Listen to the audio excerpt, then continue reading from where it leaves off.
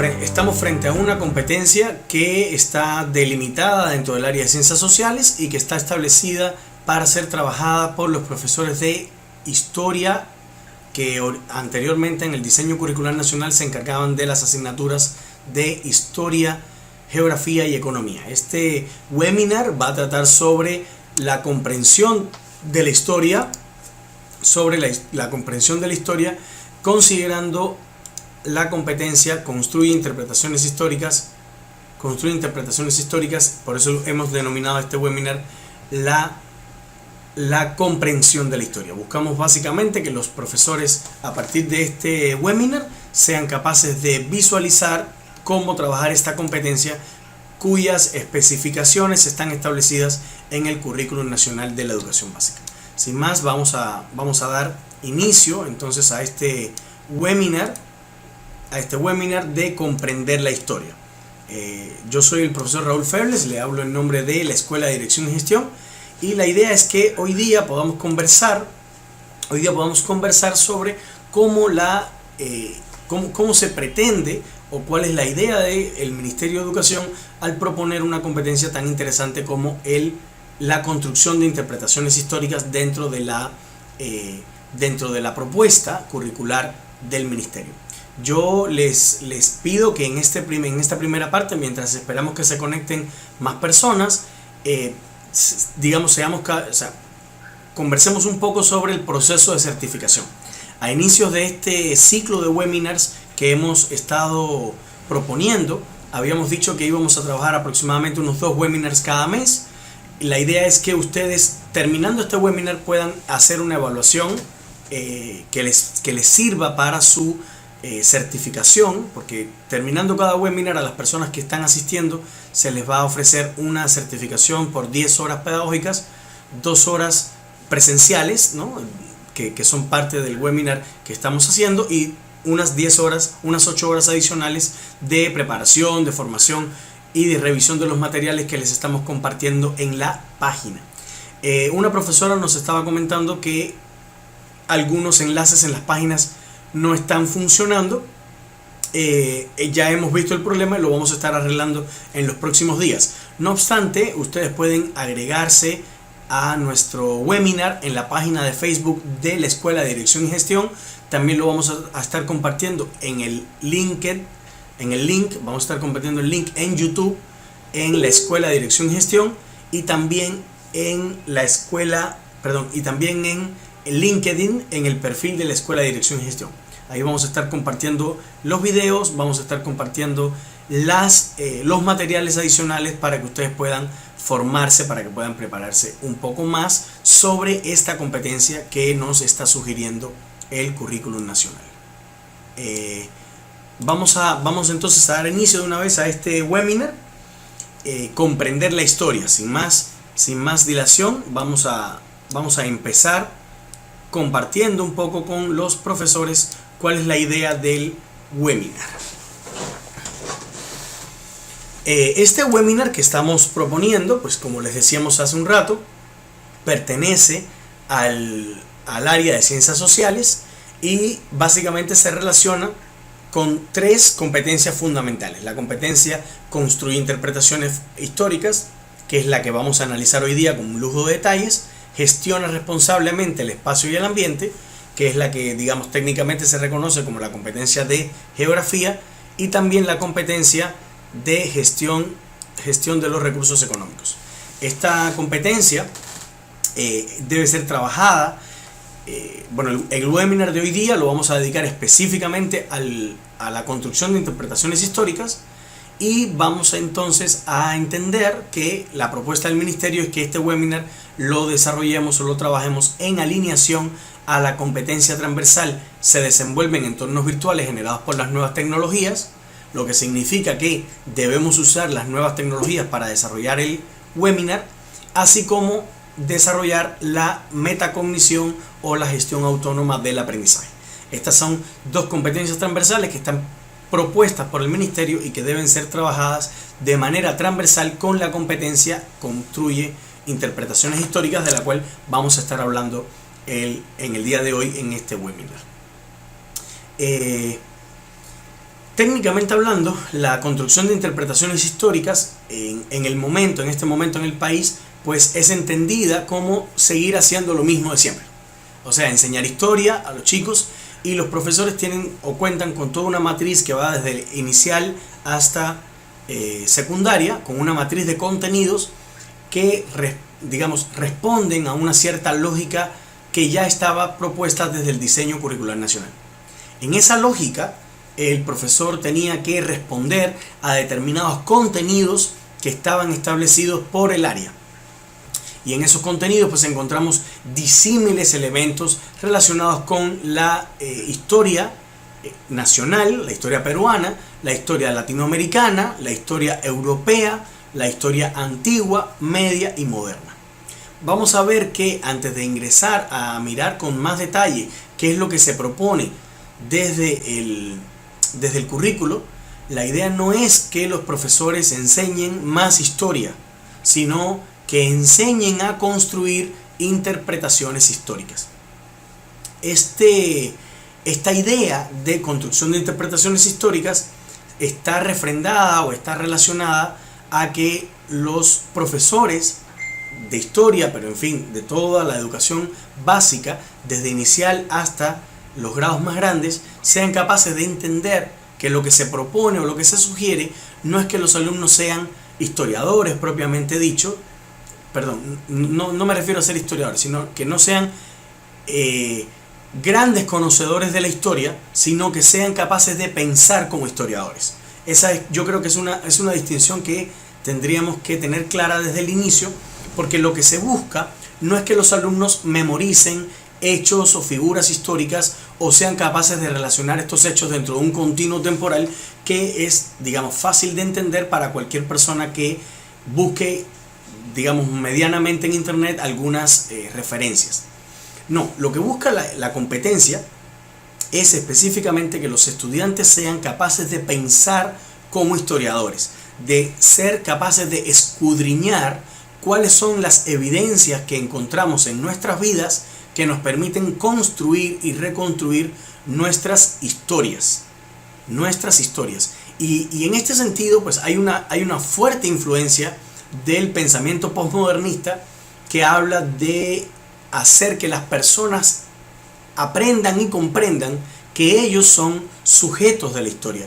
Ya no hablando de esta versión clásica de la historia con H mayúscula, sino la versión del pensamiento más moderno, más postmoderno en realidad, que habla de la historia como lo que construimos los seres humanos durante el día a día. Nosotros en este momento, mientras estamos conversando, mientras estamos interactuando en redes sociales, estamos haciendo historia, estamos generando un hecho histórico que es en este caso el webinar, y al mismo tiempo estamos haciendo movilización social. Estamos creando o compartiendo una ideología, cuestionando o no una determinada política de Estado y estableciendo algunos hitos que van a transformar nuestra cotidianidad. Y evidentemente, considerando que somos maestros, nuestra cotidianidad también impactará en la manera en que nuestros estudiantes aprenden y en la manera en que nosotros enseñamos. Entonces, este webinar, que es un hecho histórico, ¿no es cierto?, tiene connotaciones hacia el futuro. Y esta connotación, pues evidentemente generará un movimiento, ojalá que sea un movimiento social, ojalá que sea un movimiento nacional, pero en todo caso está generando ya de hecho un impacto. Entonces, no pretendo yo que mi webinar sea algo extraordinario, que tenga, un impacto real en la política del Estado. Pero sí es cierto que a partir de la historia de mi vida personal y de la de ustedes que están observándome, vamos a estar reconstruyendo un pedacito de nuestras vidas y contrastándolas con la condición de nosotros de ser personas sociales que vivimos en un país que necesitamos desarrollar pensamiento crítico, que necesitamos desarrollar construcción de una ciudadanía. Entonces, la figura que está planteando el ministerio es justamente que nosotros, a la hora de construir interpretaciones históricas, no tengamos ningún tipo de pretensión megalómana de decir yo soy la historia, ¿no? O como decía Luis XIV, l'état c'est moi, ¿no? Yo soy el Estado, sino que podamos entender que cada uno de nosotros, y podamos hacerle entender a cada uno de nuestros niños que ellos son sujetos de la historia, personas que viven y crean la historia, y por tanto tienen un impacto muy fuerte en las maneras en que se organiza la sociedad a su alrededor y en la forma en que transformamos esa sociedad para construir la ciudad en la que queremos vivir, para construir el país en el que queremos vivir. Esto es súper importante entenderlo porque se supone que nosotros dentro del área, más allá de construir estudiantes que tengan grandes cantidades de contenido histórico, que no está mal per se, lo que buscamos es que sean capaces de encontrar pistas dentro de la vida en la que ellos viven, dentro de su vida cotidiana, para entender su realidad y poder confrontarlo con la vida que ellos quisieran vivir. Y en ese sentido pues se habla de construcción de la ciudadanía, se habla de pensamiento crítico, se habla de convivencia democrática, y sobre estas líneas hay que ir desarrollando el pensamiento histórico. Vamos a continuar. Pasamos la diapositiva. Un poco que entendiendo todo esto que yo he mencionado, reflexionando ahora en función del perfil del egreso. Es cierto, ahora estoy leyendo acá en los comentarios, el profesor Juan Luis Condori Gutiérrez, ¿no?, nos hace referencia a que hay una voluminosa propuesta de los libros de texto de historia, ¿no?, y que también hay una mirada más academicista, yo diría más clásica, de la enseñanza de la historia. Y claro, esa es la versión con la cual tenemos que enfrentarnos, ¿no? Pero lo que buscamos finalmente es que nuestros estudiantes, ¿no?, dentro del perfil del egreso, propicien la vida en democracia. Entonces, acá la invitación, profesores, está orientado hacia, ok, si el perfil del egreso me está indicando que yo lo que tengo que hacer es propiciar la vida en democracia, pues entonces la reflexión nuestra tendría que ir por, ok, yo como profesor de historia, ¿en qué medida propicio la vida en democracia de mis estudiantes a partir del reconocimiento de sus derechos y sus deberes? Y en tanto estoy hablando de una época histórica distinta, pues entonces yo tendría que ser capaz de hacer que mis estudiantes reflexionaran en cómo en cada época histórica se propició la vida en democracia, considerando de que algunas épocas históricas no lo permitían, a partir del reconocimiento de los derechos y los deberes de las personas en esa sociedad, ¿no? O sea, aquí el debate ya es de naturaleza epistémica, de naturaleza histórica, y menos de dominio académico de los hechos y las figuras históricas, sino lo que buscamos es que los estudiantes sean capaces de pensar en qué medida esta vida que ellos tienen hoy día dialoga con la vida anterior que han tenido y dialoga con las diferentes épocas históricas y las diferentes percepciones o construcciones de lo que significa ser pueblo, de lo que significa ser líder, de lo que significa ser de lo que significa tener derechos, de lo que significa tener democracia, ¿no? Recordemos que el concepto de democracia es un concepto que se empieza a manejar en la historia a partir de la época griega, ¿no? Pero ya desde épocas antiguas, los diferentes pueblos, las diferentes comunidades sociales tenían diferentes maneras de manejo político, que tenían que ver mucho con la época, o sea, con el manejo cultural, con lo que es la hegemonía, con lo que es la relación de poderes, y justo eso es lo que se quiere desde el área de historia en la nueva propuesta curricular. Aquí evidentemente tenemos un gran enemigo, y es la tradición curricular histórica que nos dice que tenemos que enseñar hechos históricos y figuras históricas. Pero no, lo que nos está pidiendo el perfil del egreso, y aquí se los propongo para que lo observemos, es que seamos capaces de enseñar historia, para poder comprender de qué manera los seres humanos, las personas, hemos vivido en nuestro planeta con derechos y con deberes que han ido cambiando, que se han ido transformando en el tiempo, y que han tenido que interactuar entre sí, y que han tenido que relacionarse entre sí, porque la esencia de la historia es la historia de las personas que interactúan, ¿no es cierto? Y en ese contexto, pues, que los estudiantes sean capaces de reflexionar sobre cómo los hechos históricos nos han ido configurando en el tipo de ser humano que somos hoy, en el tipo de persona que somos hoy. Y por eso es que el perfil del egreso también se relaciona con la competencia, con el desarrollo personal, ¿no? Con la competencia de personal social. En tanto, el perfil del egreso busca que las personas se reconozcan como personas valiosas dentro de la historia y que se identifiquen con su cultura que no es que no es un elemento estático, su cultura que no es un elemento que ha sido, digamos, puesto arbitrariamente por un determinado grupo social, sino que se ha ido construyendo en el tiempo. Y en este sentido, pues el fin máximo es que los estudiantes logren la comprensión de los procesos históricos y sociales de nuestro país y del mundo. Estamos hablando de que es una pretensión muy fuerte de parte del ministerio, pero que responde a ciertos intereses de la modernidad, ¿no? Esto evidentemente se traduce en que necesitamos que nuestros estudiantes sean capaces de aprender a pensar históricamente.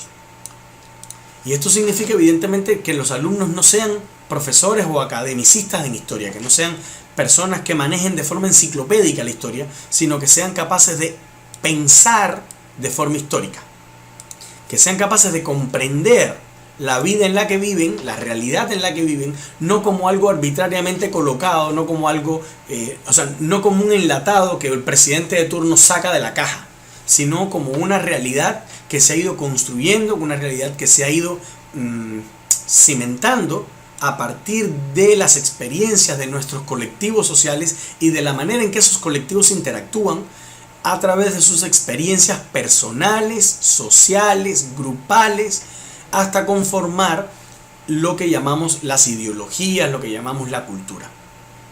Evidentemente esto también está relacionado con que los estudiantes sean capaces de reconocer los diferentes procesos de cambio que ocurren en el tiempo histórico. Y esto se relaciona mucho con lo que estábamos mencionando anteriormente, ¿no? Con el aprender a pensar histórico. Por eso es que se habla en la competencia, se habla de que los estudiantes aprendan a desarrollar y a comprender el tiempo histórico, a comprender y a interpretar críticamente fuentes diversas, fuentes históricas, ¿no? Fuentes que nos permitan entender el tiempo histórico, que no siempre es el tiempo histórico no siempre es el tiempo histórico no es siempre el tiempo cronológico, ¿no es cierto? Hay épocas históricas que a veces van muy rápido, hay veces que van muy lento, ¿no? Y la época histórica pues tiene esos periodos que de repente pues pasan muchos años y no hay digamos hechos de cambio ninguno, sino que se van acumulando ciertas circunstancias de tipo social hasta que finalmente ocurre un cambio en la época histórica. Entonces los estudiantes tienen que aprender a develar esas épocas históricas, a develar esos cambios, a entenderlos, pero entenderlos no solo para reconocerlos, sino entenderlos también para poder ser estrategas de la historia. O sea, lo que buscamos es que nuestros estudiantes en esa construcción de la ciudadanía sean capaces de reconocer que hay un momento histórico en el que se está viviendo y que es necesario asumir ciertas posiciones para hacer que ocurran cambios en el tipo de sociedad en el que vivimos. Hagamos un comentario coyuntural. En este momento, el Congreso de la República y también muchos medios de prensa están haciendo eco de esta circunstancia de un supuesto acoso, un presunto acoso por uno de los congresistas de la patria, el señor Johnny Liscano. Si analizamos este hecho como un hecho aislado, podemos tener múltiples interpretaciones de lo que está ocurriendo, pero en algo coincido, y es que el hecho de Johnny, del congresista Johnny, aunado a un conjunto de hechos anteriores que, digamos, no es la primera vez que se suscitan, como es el caso del congresista Mamani, como es el caso del congresista Vilela con los tocamientos indebidos, o sea, están haciendo público, están haciendo visible una realidad a la que enfrentan muchísimos peruanos hoy en día y que tiene que ver pues con el respeto a la mujer y que tienen que ver con el respeto a la sociedad en la que se vive, ¿no es cierto? Y eso justamente está generando un tipo de pensamiento que evidentemente necesitamos proponer a nuestros estudiantes para que se den cuenta que estamos en un proceso de cambio histórico. Estamos haciendo que nuestra sociedad gane experiencia, pero también estamos logrando que nuestra sociedad gane conciencia en relación a que hay que asumir una posición clara en relación al respeto hacia la mujer y hacia su cuerpo y hacia su individualidad.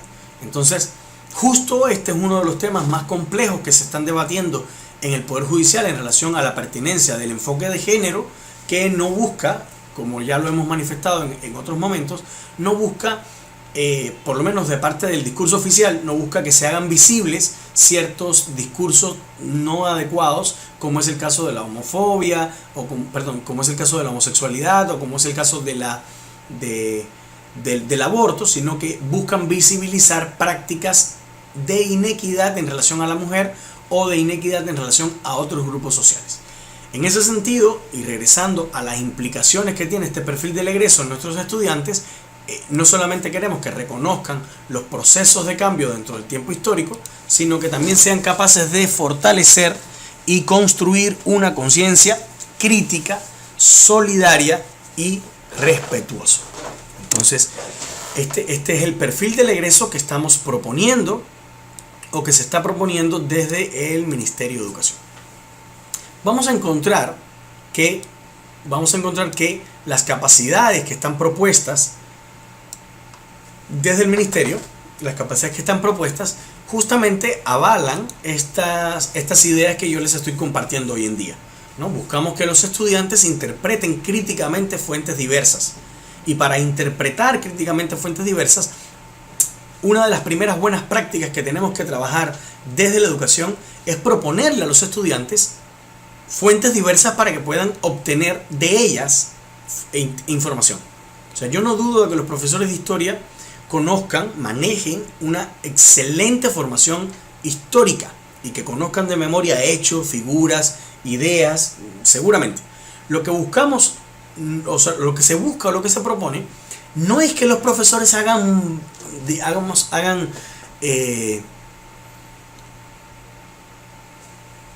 muestra de su vasto conocimiento académico, sino que sean maestros, facilitadores.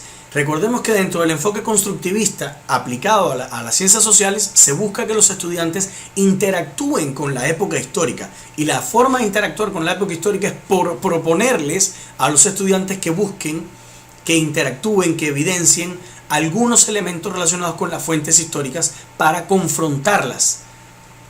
No porque se quiere que el alumno maneje gran cantidad de historia, sino porque lo que se busca es que sea capaz de obtener información a partir de la fuente.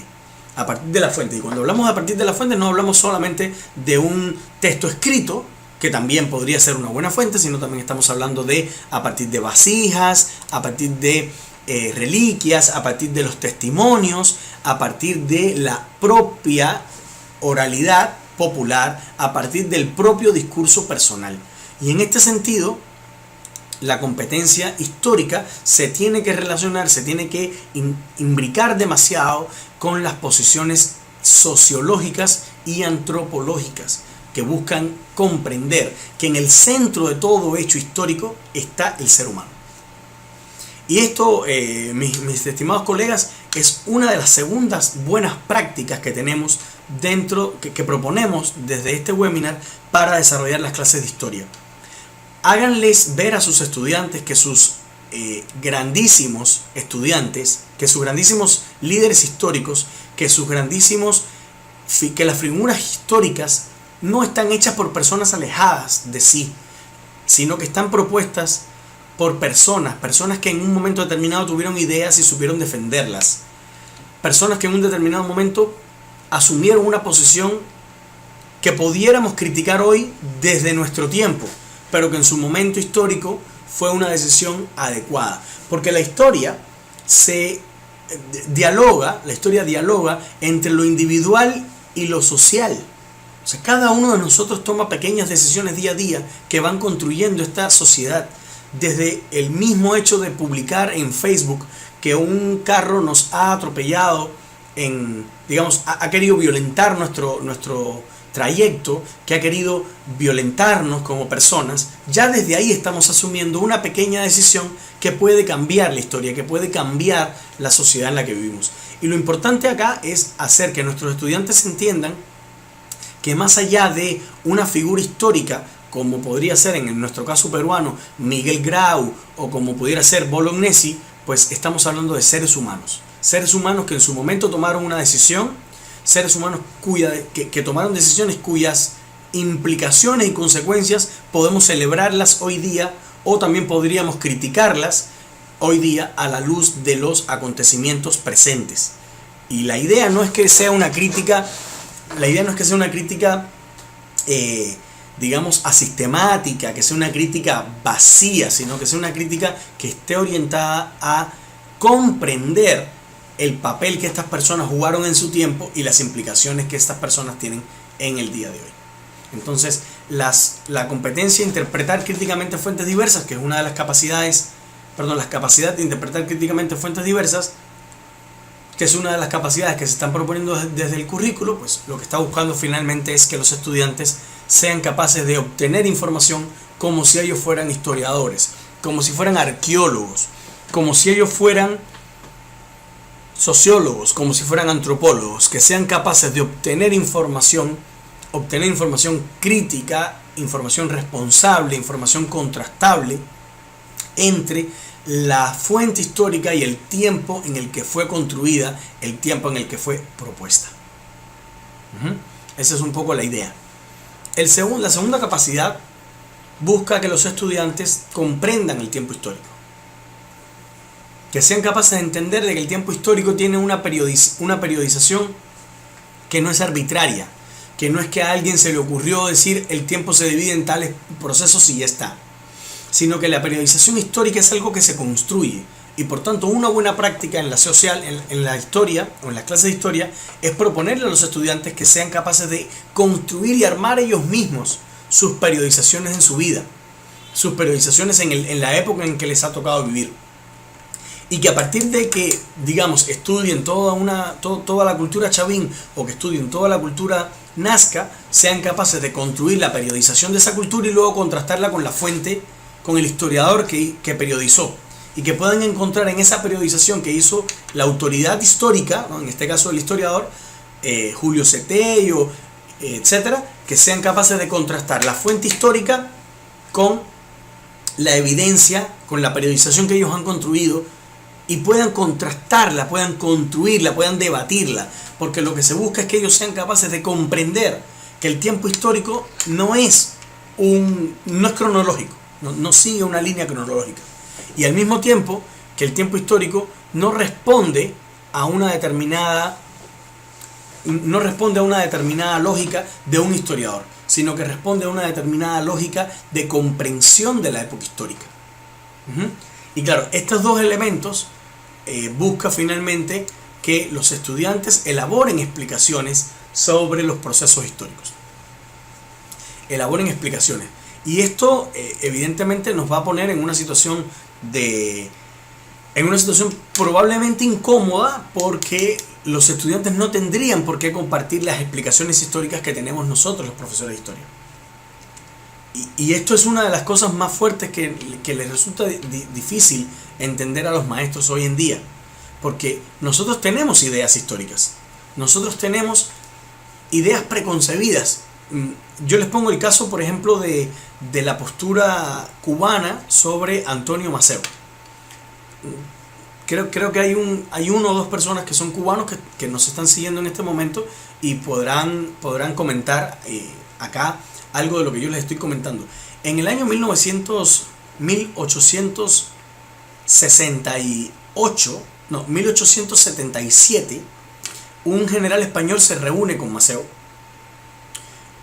como parte de toda una política que ellos tenían, como parte de toda una política que los españoles tenían en relación a los mambises, a los independentistas cubanos. Se reúne con Antonio Maceo y le propone terminar la guerra, y le ofrece a Maceo un indulto, y a todos los soldados que pelearon con Maceo le ofrece a Maceo todo, le ofrece un indulto, le ofrece tierras a él y a todos sus soldados, le ofrece dinero y les ofrece perdonarles la vida. Estamos hablando que es una guerra donde el Estado español estaba confrontándose contra un proceso independentista que podía hacerles perder la guerra.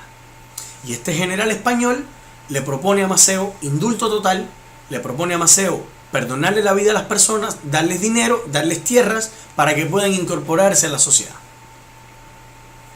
Maceo se opone a este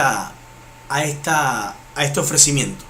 Y la historia en Cuba lo ha reconocido como un acto de valentía, como un acto de, digamos, de gran renombre, de gran valor como persona.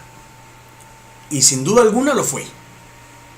Sin embargo, uno de los hechos que los cubanos, como parte de la sociedad, invisibilizan a la hora de contar este hecho histórico, es que Antonio Maceo recibió la orden del general en jefe, el general en jefe Máximo Gómez, de que la guerra tenía que terminar.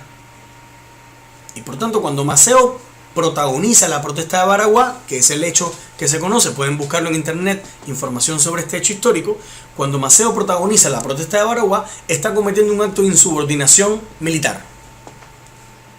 Y cualquiera de nosotros sabe que un acto de insubordinación militar se paga con la muerte. Sin embargo, el tribunal militar no condena a muerte a Maceo. En gran parte porque el tribunal militar, como parte de las órdenes del general Máximo Gómez, dejó de funcionar porque se había acabado la guerra.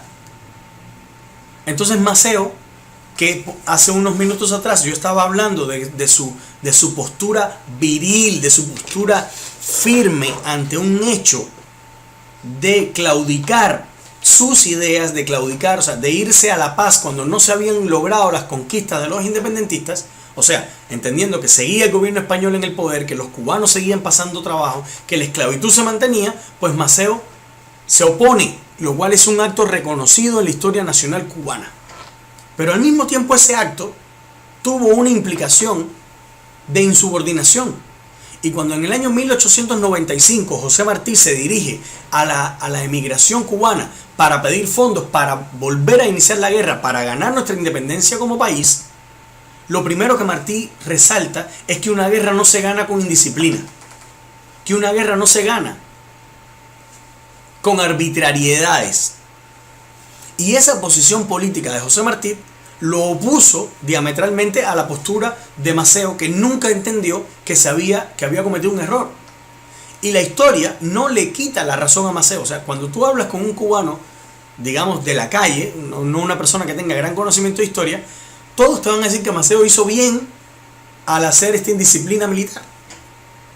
Pero cualquier persona que conozca un poquito más de historia se da cuenta de que al mismo tiempo podría haber estado incurriendo, o sea, fue un hecho histórico relevante donde expresó el independentismo por encima de la indisciplina, pero fue indisciplinado. Donde mostró que no estaba dispuesto a claudicar sus ideas, pero también mostró cierta terquedad, cierta falta de visión política, porque claro, Maceo era más militar que político. No sé si me siguen. Entonces, ¿por qué les cuento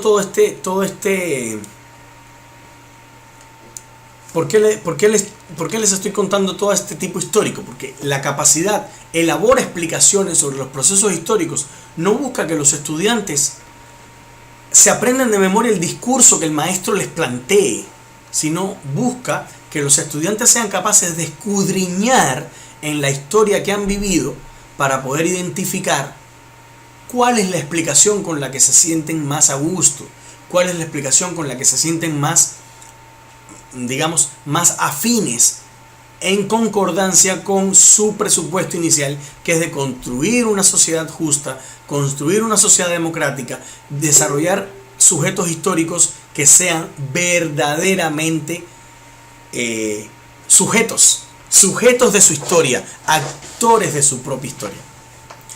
Estoy leyendo también aquí en los comentarios, el profesor Juan Luis Condori nos está compartiendo una cita, bueno, parafraseada, no es la cita específica, que dice que está referenciando a uno de los historiadores que sustentan este enfoque del currículum que estamos conversando hoy día, y nos habla específicamente de que la historia, ¿no? Nos dice Mark Bloch, la historia no está para comprenderla, está para comprenderla y no para juzgarla. Es un poco lo que estábamos hablando hace un rato. Por ello hay muchas interpretaciones, es cierto. Y la idea es que los estudiantes sean capaces de interpretar de encontrar esas interpretaciones por sí mismas y poder entender cuáles de esas interpretaciones se alinea mejor al proyecto de sociedad en la que viven. No juzgando lo que ocurrió en el pasado, sino tratando de entenderlo para a partir de esa comprensión poder alinearse al tipo de sociedad a la que ellos quieren pertenecer, al tipo de sociedad a la que ellos quieren, con el que quieren compartir. Existen múltiples estrategias para desarrollar este tipo de pensamiento histórico. Existen múltiples estrategias. El primero de ellos, bueno, ya lo habíamos mencionado. De hecho, hemos mencionado dos o tres estrategias hasta ahora. Pero la primera de ellas podría ser el manejo de variadas fuentes históricas. O sea, proponerle a los estudiantes que contengan o que cuenten con distintas fuentes históricas para que puedan a partir de esas fuentes contrastar y construir sus propias realidades. Entonces, esa es una primera estrategia que sería recomendable.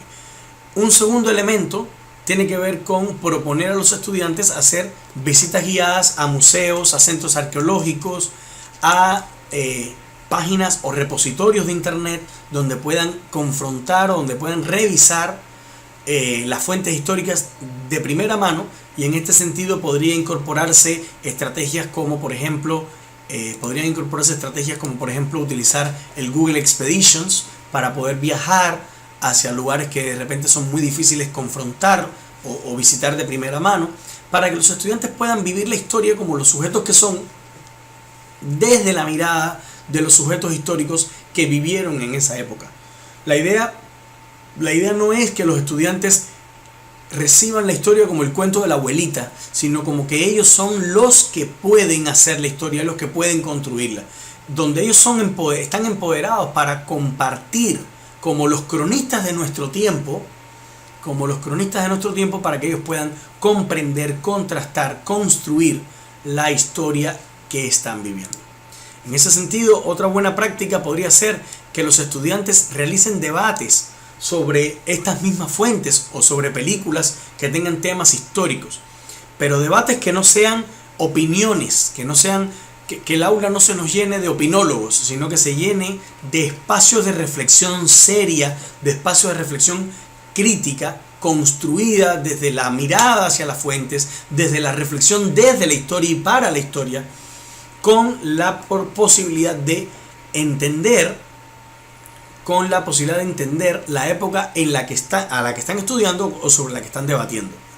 Y por ello es importante que establezcan también juegos de roles, que establezcan también algunos tipos de ensayos, monografías, que sean capaces de construir evidencias que muestren que tienen un desarrollo del pensamiento histórico como si fueran historiadores, como si fueran los arqueólogos de nuestro tiempo, como si fueran los sociólogos, como si fueran antropólogos, como si fueran los cronistas de nuestra época. En ese sentido, pues la idea es que puedan también, ¿no?, como algo adicional, trabajar organización cronológica, localización geográfica, comprensión climática, ¿no?, establecer algunas reflexiones de tipo histórico sobre los diferentes temas que no necesariamente están visibilizados hoy en día dentro de la escuela pública, ¿no?, dentro de la escuela que continúa o que mantiene el currículo nacional. Yo, por ejemplo, les voy a hacer referencia a un desempeño de 6º grado de primaria que habla de que los estudiantes sean capaces de explicar hechos y procesos históricos reconociendo la participación de hombres y mujeres en ellos. Y cuando yo doy un taller sobre esto siempre pongo el ejemplo siguiente. Bueno, llevamos años hablando de historia. En el Perú tenemos más de 10.000 años de historia. Bueno, yo los invito a que por favor me hagan acá comentarios qué mujeres famosas, qué mujeres relevantes existen en la historia del Perú. Tomémonos un minuto para hacer ese comentario. A ver, ¿qué otras mujeres ustedes conocen dentro de la historia del Perú, dentro de los 10.000 años de historia que ustedes conocen? ¿Qué mujeres relevantes han formado o han jugado un papel importante en la historia del Perú? Damos unos minutos para hacer comentarios. Micaela Bastidas, así es, Micaela Bastidas. ¿Alguna otra mujer relevante en la historia peruana? Quiero hacerles notar que estamos ante una época histórica interesante, ¿no? Estamos hablando de 10.000 años de historia peruana. Y en 10.000 años de historia peruana, el reto que tenemos ahora es cuántas mujeres conocemos que han jugado un papel importante en la historia nacional. María Parado de Bellido, las heroínas Toledo, me está diciendo la profesora Sonny Rosales.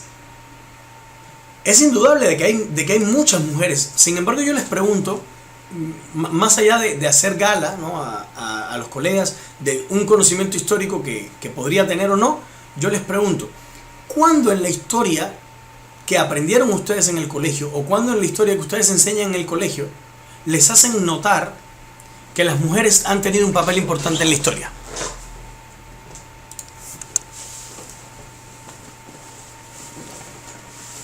¿Cuándo en la historia que nos enseñan en el colegio nos hacen notar,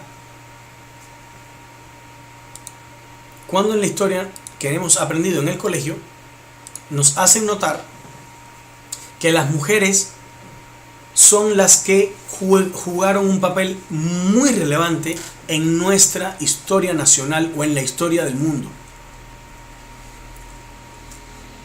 En 10.000 años de historia voy mencionando unas 7 personas, 8. Nos están pidiendo para un niño de 6º grado de primaria que sea capaz de explicar hechos y procesos históricos, reconociendo la participación de hombres y de mujeres peruanas en estos hechos, en estos procesos históricos. Miren qué importante es que un niño ya de 12 años sea capaz de entender que la historia en la que vive no es una historia de hombres, es una historia de mujeres y de hombres, es una historia donde interactuamos para construir una sociedad.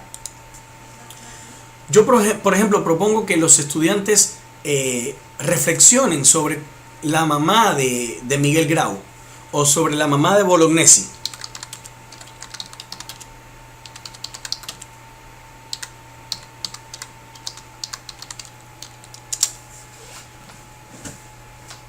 ¿Qué conocemos nosotros? ¿Qué conocemos nosotros sobre las personas, sobre estas mujeres que finalmente han marcado historia? ¿Qué sabemos nosotros sobre el papel que jugaron las mujeres en el Neolítico? ¿Qué sabemos nosotros sobre el papel que juegan las mujeres en la historia? Se habla de las guerras púnicas y no se sabe cuál es el papel que jugaron las mujeres en las guerras púnicas. ¿Qué papel jugaron las mujeres en la construcción de las pirámides? Estamos hablando de una historia que es androcéntrica en su propia naturaleza, en su propia esencia. Y ya se le pide desde el currículum nacional a los estudiantes de 6º grado que sean capaces de pensar la historia considerando de que existimos en una relación de hombres y de mujeres desde la cual no es que unos sean mejor, no es que unas sean mejores que otros, sino que, como muy bien dice el maestro, como muy bien está diciendo acá el maestro Juan Luis Condori, están invisibilizadas por la historia social. Y es nuestro trabajo, maestros, es nuestro trabajo hacer que la historia oficial no invisibilice más a las mujeres, no invisibilice más a los diferentes grupos sociales que han estado invisibilizados por la historia. De esa misma manera, lo que se busca es que los estudiantes sean capaces de visibilizar también los procesos históricos que han estado invisibilizados por la historia. Por ejemplo, recientemente hemos todos enfrentado el penoso hecho de la renuncia que el Papa Francisco acepta de nuestro arzobispo, de nuestro gran amigo, el cardenal Cipriani, el cardenal Cipriani. Hemos estado enfrentados pues al hecho de que el cardenal pues se ha ido, ya no está entre nosotros como autoridad eclesiástica propiamente. Y la pregunta y esto lo saco a colación porque el que inició el movimiento o el que inició la marcha por la vida fue justamente el cardenal Cipriani. Y hoy día la Marcha por la Vida es una de las marchas más grandes de todo el hemisferio en relación al papel, digamos, al respeto a la vida humana, que está ya desde el embrión, que está en contra del aborto, que está a favor de la vida. Esa yo creo que es la mejor definición. Y la pregunta que nos hacemos todos, o por lo menos que yo me hago como extranjero que vive en el Perú, es: ¿en qué momento el discurso pro vida cobra fuerza en los partidos políticos? ¿Cuál es la posición del APRA, que es un partido histórico, sobre el respeto a la vida humana? ¿Cuál es la posición del nacionalismo? Le pregunto de repente a su presidenta, la señora Nadine Heredia, ¿cuál es la posición del fujimorismo respecto al derecho a la vida? Entonces, hay un conjunto de temas que, así como las personas, están invisibilizados y que es necesario que los libros de historia los visibilicen. Que los visibilicen, porque no queremos alumnos que sean capaces de entender ciertos hechos históricos que pueden ser parte del pasado, sino que entiendan que así como las mujeres han sido invisibilizadas, también han sido invisibilizados los negros, los cholos, los homosexuales, y que juegan un papel importante en la definición de la sociedad en la que tenemos que vivir, y que juegan un papel importante en la construcción de políticas públicas que tenemos que construir para tener una mejor sociedad.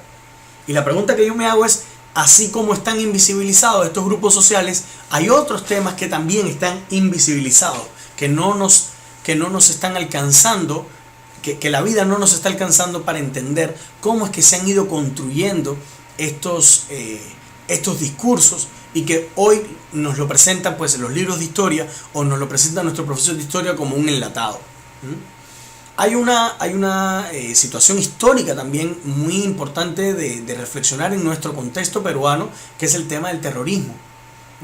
Y que evidentemente hablar sobre el terrorismo pues tiene también implicaciones ideológicas, y que en algún momento tendríamos que abrir la posibilidad de que haya un debate serio desde la escuela, donde los estudiantes puedan entender por qué surge el terrorismo, y por qué cala tan rápido en algunos grupos sociales, y por qué luego se convierte, más que en una fuerza de cambio, se convierte en una fuerza de destrucción de nuestro país, y hasta el punto de que hoy día en el Perú hablar de lucha de clases es hablar de terrorismo. Entonces hay todo un discurso ahí que hay que manejar, que hay que discutir, que hay que conversar con la finalidad de hacer que los estudiantes sean cada vez más conscientes que la sociedad en la que viven no es una sociedad enlatada que saca el presidente de turno. El presidente viene, abre su lata y dice: esta es la sociedad en la que hay que vivir, sino que somos herederos de una tradición histórica, somos herederos de una tradición cultural en la cual nos vamos desenvolviendo, en la cual nos vamos construyendo como ciudadanos, como personas. Otro de los elementos que necesitamos entender para comprender o para desarrollar en nuestra aula la competencia de construir interpretaciones históricas, pues tiene que ver con la secuencia didáctica que utilizamos para lograr esta construcción del pensamiento histórico. Y por ello les comparto esta definición que podemos encontrar en algunos documentos, donde se le pide a los estudiantes que partan de una problematización histórica, ¿no?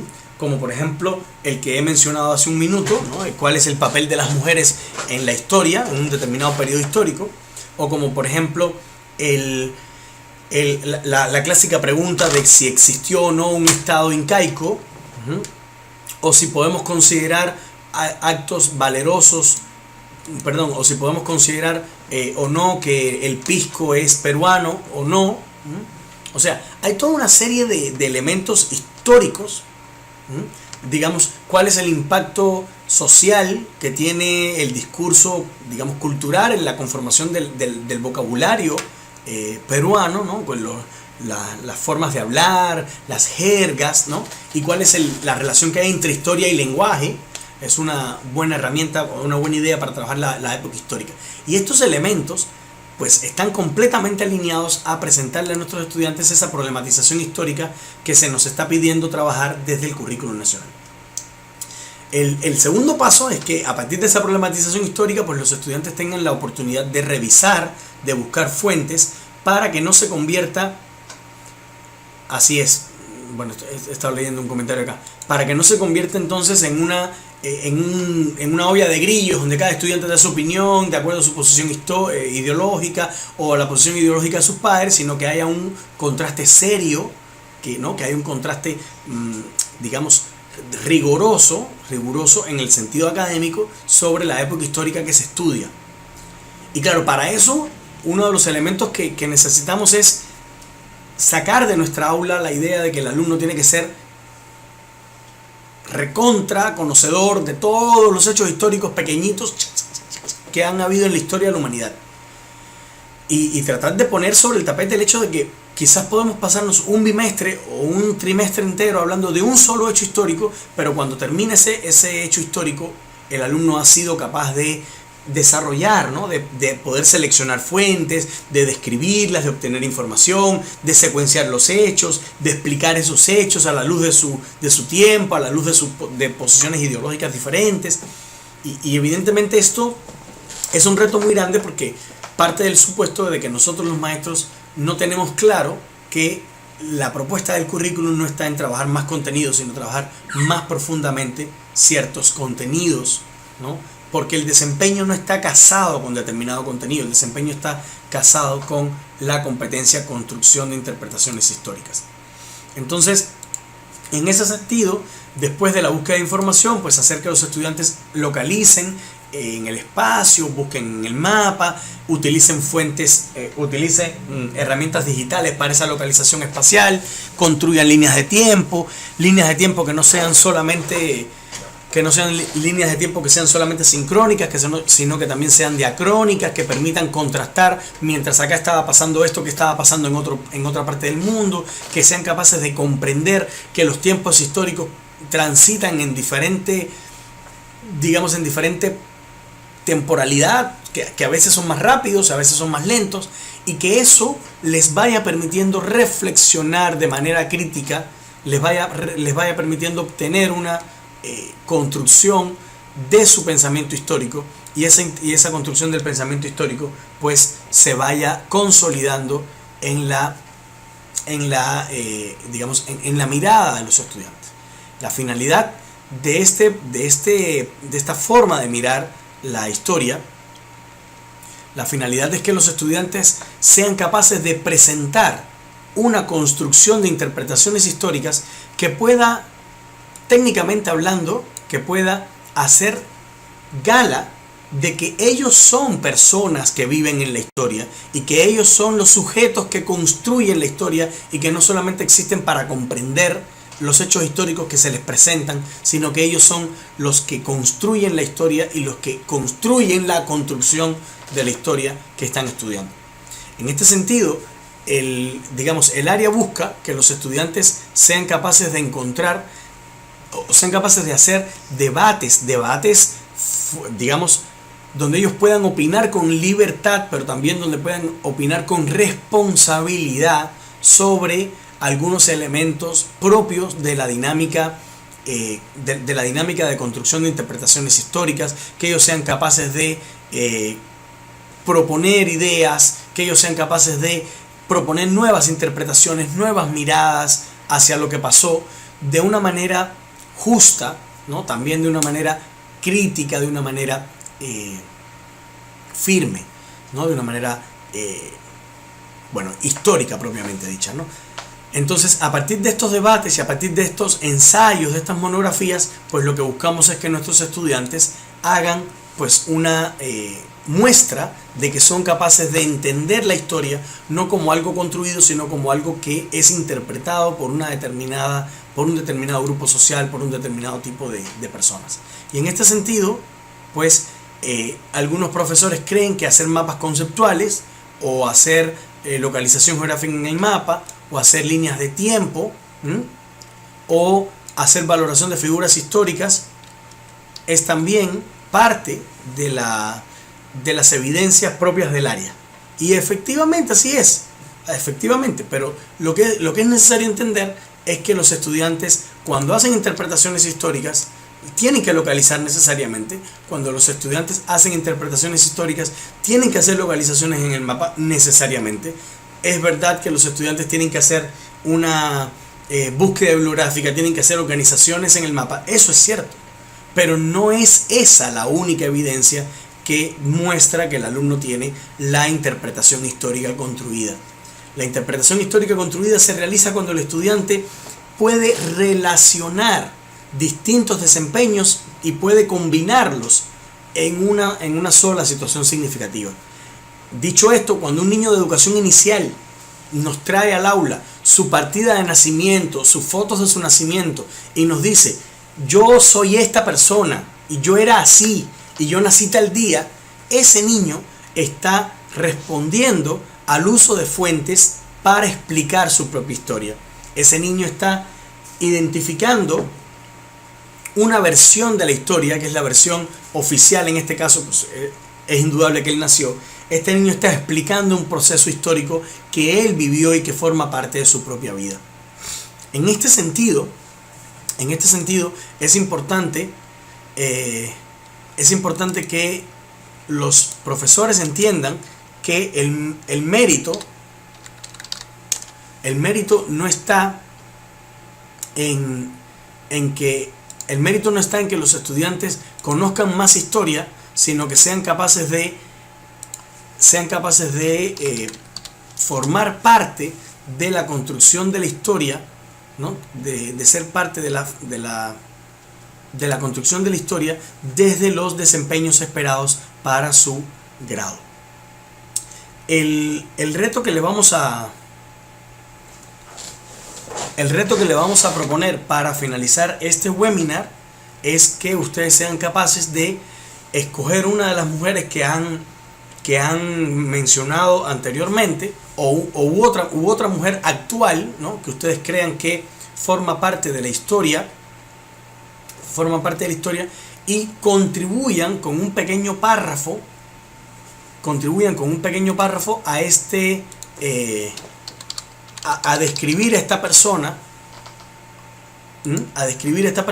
que sean capaces de colocar o de mencionar o de proponer alguna de estas personas, mujeres que en la actualidad sirvan para empoderar el papel de las mujeres. Y desde aquí les estoy compartiendo el vínculo, porque esto es parte de, o sea, es la tarea que vamos a considerar en el webinar, ¿ya?